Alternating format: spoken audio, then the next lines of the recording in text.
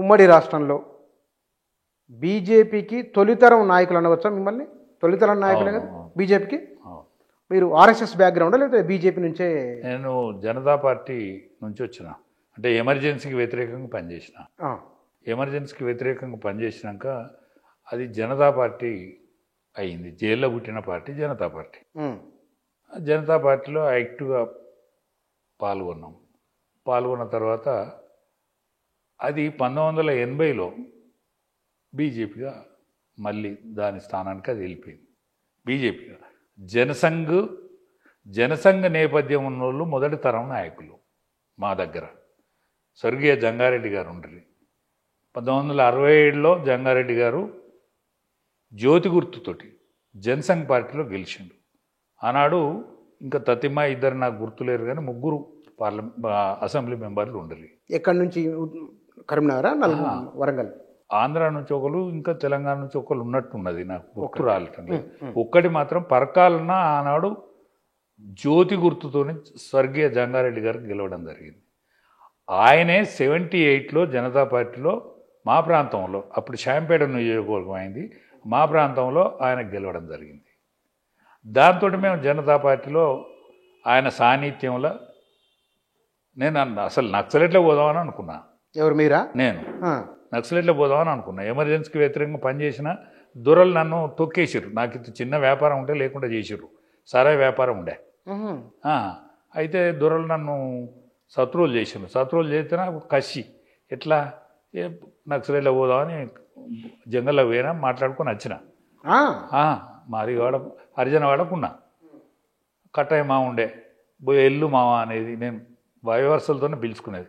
మామని నేను ఇట్లా నక్సలెట్లో పోతానా అని చెప్తే అయ్యో మరి నీ భార్య ఎట్లా అంటే, ఇక నాకు ఒక్కడే కొడుకు, అప్పుడు బిడ్డ పుట్టలేదు, మా అత్తగారింటికాడ తోలుతా, ఏం పర్వాలేదు నేను పోతా అంటే, ఎందుకు పోతాను మన దొరలను కథం చేసి పారేస్తా అని చెప్పి, ఇక అట్లయితే పర్వాలేదు అని మాట్లాడుకుంటాను. అప్పుడు జంగారెడ్డి గారు వచ్చిండ్రు.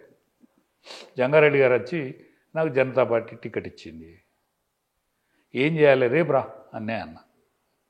ఎక్కడ అడిగినా మీ పేరే చెప్తాను, నేను ఓగులాపురం పోయినా, దుర్గంపేట పోయినా, సీతారాంపురం పోయినా, దమ్మనపేట పోయినా, రాజే ఎట్లంటే అట్లా అయితే ఇప్పుడు, లేకపోతే కాదు ఈ ఊళ్ళే ఆయన అనుకుంటేనే అవుతుంది అంటే, అందుకనే వచ్చిన అంటే, మరి రేపు చెప్తేందే అని నేను ఇప్పుడు నేను వీళ్ళతో మాట్లాడుతాను, రేపు చెప్తా అంటే, నాకు రేపు వచ్చేంత శక్తివంతుని కాదు, కాబట్టి నేను ఆడ కూర్చుంటా ఏదన్నా చెప్పాలంటే. నేను అప్పుడు మరి ముఖం అయితే మంచిగా కనిపిస్తుంది రవై, ఎర్రగా ముద్దుకున్నాడు. వీడు దొరోడు కాదు, కాపోడు, వాళ్ళ ఏ పేరు జగ్గయ్య. కాబట్టి ఏమనుకోవని కోటు కలబెట్టాలి కదా. నేను పోయే వరకు ఇంకా 20 రోజులు అయ్యేటట్టున్నది. ఈ 20 రూపాయలు ఎన్నికలు అవుతాయి. ఏమనుకో వేసే బదులు, ధర్మారెడ్డి దొరక వేసే బదులు కాపోనికి ఎత్తాం. వాళ్ళ తండ్రి పేరు జగ్గయ్య, ఈయన జంగారెడ్డి పెట్టుకున్నాడు కాబట్టి ఈతాం. మామూలుడు ఏమన్నా దొరుకుతాడు, పరకాలన్నా దొరుకుతాడు, అనకుండా దొరుకుతాడు. దూరం పోయాల్సిన అక్కడికి పట్టదు మనకంటే. నువ్వు ఎట్లంటే గట్ట దొరలనే చంపుతానంటున్నావు కదా, ఏం కాదు మాకు కానీ అని అన్నారు. అట్లా నేను జనతా పార్టీకి రావడం జరిగింది. ఓకే. అట్లా 80లో బీజేపీ ఆవిర్భవించింది.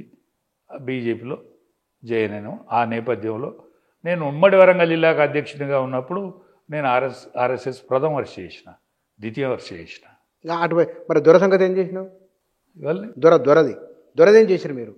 దొర మీద కోపంతో ఉన్నారు కదా, దొరని మర్చిపోయినా అంటున్నా. ఇక దొరలు అంటే ఇక నేను ఈ జంగారెడ్డి దగ్గర అయిపోయా, బావా అంటే బామారిది అంటే ఇక చాలా దగ్గర అయిపోతే, ఇక నాది అప్పర్ అయిండే, ఎమ్మెల్యే గెలిచినాక నాది ఊళ్ళో నడుస్తూనే ఉండే. ఇక నష్టాన్ని మర్చిపోయినా. జైలు పోకుండా అది కథమైంది కదా, నక్సలెట్లో పోతే పానం పోయి. ఇప్పుడు నేను బుచ్చన్నతో మాట్లాడకూడదు, ఎన్నడో సత్తును. కాబట్టి బుచ్చన్నతో మాట్లాడేటువంటి అదృష్టం నాకు లభించినందుకు, మీతో మాట్లాడే అదృష్టం మాకు లభించింది. ఏదైనా సరే మళ్ళా మీ సోషల్ మీడియాకి వచ్చి మాట్లాడవలసిన అదృష్టం, తెలంగాణ కోసం నేను కేసీఆర్తో పాటు జైలు పోవాల్సిన అదృష్టం, ఇవన్నీ కలిసి వచ్చినాయి. తెలంగాణ ఉద్యమ నేపథ్యాన్ని కలిసి వచ్చినాయి. ఇక్కడ మీరు అంటే ఒక ఆవేశంలో, కోపంలో ఉన్న మీరు ఒక అవకాశం వచ్చిన తర్వాత మనసు మారింది, అంటే కొంత స్థిమితంగా ఓపికతో ఆలోచన చేస్తే.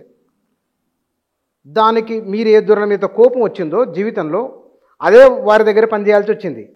ఏ ఆలోచన ఉన్నవారైతే వ్యతిరేకిస్తున్నారో మీరు అదే పార్టీకి రావాల్సి వచ్చింది. జీవిత విచిత్రం జీవితం. తెలంగాణలో ఆర్ఎస్ఎస్ ప్రభావం ఏమిటి మీరు మీ లైఫ్లో మీరు చూసిన అనుభవం మేరకు? అంటే మా దగ్గర నిత్య శాఖలు జరిగేది.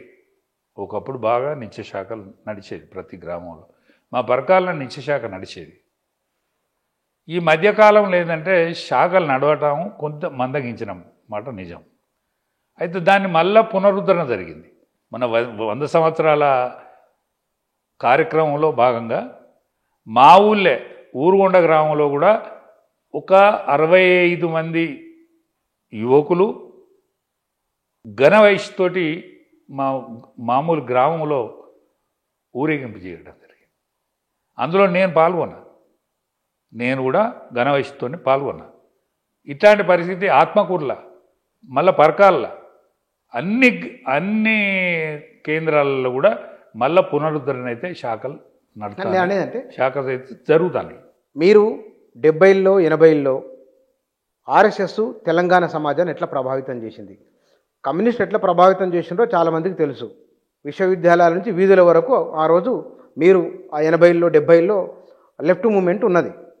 అదే సమయంలో ఆర్ఎస్ఎస్ కూడా ఆ ప్రాంతాల్లోనే చాలా బలంగా కూడా ఉన్నది. ఏ ప్రభావం చూపించింది? 100 ఏళ్ల సందర్భంగా ఒక చర్చ అనుకుందాం. ఏ ప్రభావం చూపించింది సమాజం? ఇప్పుడు 100 ఏళ్ల క్రితం ఏర్పడ్డటువంటి మన ఆర్ఎస్ఎస్ రాష్ట్రీయ స్వయంసేవక్ సంఘ్ డాక్టర్ ఎడ్గేవర్ గారు స్థాపించినటువంటి సంఘం పరమ పూజనీయ గురూజీ కాలంలో విస్తరించబడ్డ సంఘం. ఇవాళ దాని ప్రభావంతో శ్యామాప్రసాద్ ముఖర్జీ నాయకత్వంలో జనసంఘ్ రూపంలో జనసంఘ్ పార్టీ స్థాపించబడ్డది. దానికి ఆయుపట్టుగా సంఘం వెన్నుదన్నుగా నిలబడ్డది. దాని తదనంతరం ఏం జరిగిందంటే, ప్రథమంగా జనసంఘాన్ని స్థాపించినటువంటి శ్యామప్రసాద్ ముఖర్జీ గారు కశ్మీర్లో విషప్రయోగంతో చనిపోవడం జరిగింది.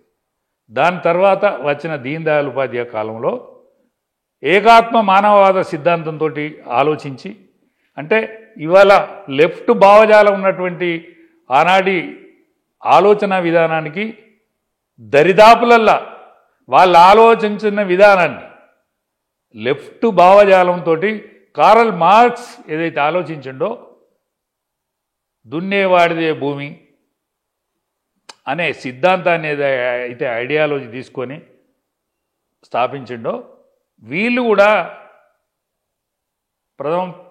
ప్రథమంగా ఉన్నటువంటి శ్యామప్రసాద్ ముఖర్జీ గారు చనిపోయిన తదనంతరం ఆనాడు దీన్ దయాళ్ ఉపాధ్యాయ గారు దాన్ని చాలా ఎత్తుకు తీసుకుపోయాడు. ఏకాత్మ మానవవాదం అంటే తామర పువ్వు, తామరాకు నీళ్ళలోనే ఉంటుంది, కానీ నీటిని గ్రహించలేదు. నాకు నీళ్లు కింద ఉన్నాయనే సోయి తామరాకు ఉండదు. అందుకనే పేదవాడు వాని సంపదలో, వాని కష్టంలో, వాని చెమటలో సంపద ఉంటుంది, కానీ సంపద నా దగ్గర ఉన్నదని ఆయన తను అనుకోడు, పేదోడు. అందుకనే కడ వరకు, అంటే అత్యంత దయనీయమైన స్థితిలో ఉన్నటువంటి వ్యక్తికి మన ఆలోచన విధానం అందినదే, నీ దగ్గరనే ధనం ఉన్నది, నీ భుజబలనే ధనం ఉన్నది, నీ శ్రమలనే ధనం ఉన్నది అనే ఆలోచన విధానాన్ని తీసుకుపోయి అది భారతీయ జనసంఘ, దాని తర్వాత జనతా పార్టీలో విలీనమైనది. ఆ విలీనమైన తర్వాత బీజేపీగా 1980లో అటల్ బిహారీ వాజ్పేయి గారి నాయకత్వంలో బీజేపీకి ఆవిర్భవించిన తర్వాత అనేక ఒడిదొడుకుల మధ్య ఆర్ఎస్ఎస్ వెన్నుదన్నుగా ఉండి ఇవాళ దేశంలో ప్రపంచంలోనే అత్యున్నత స్థాయి ఒక వ్యక్తిని తీర్చిదిద్ది ఆ సంఘ నేపథ్యం నుంచి బయలుదేరినటువంటి నరేంద్ర మోడీ గారు ఇవాళ ప్రపంచ స్థాయి వ్యక్తులలో ఒక వ్యక్తిగా కనిపించేటువంటి రోజును సంఘ్ ఏర్పాటు చేసిన ఏర్పాట్లో ఒక భాగమే.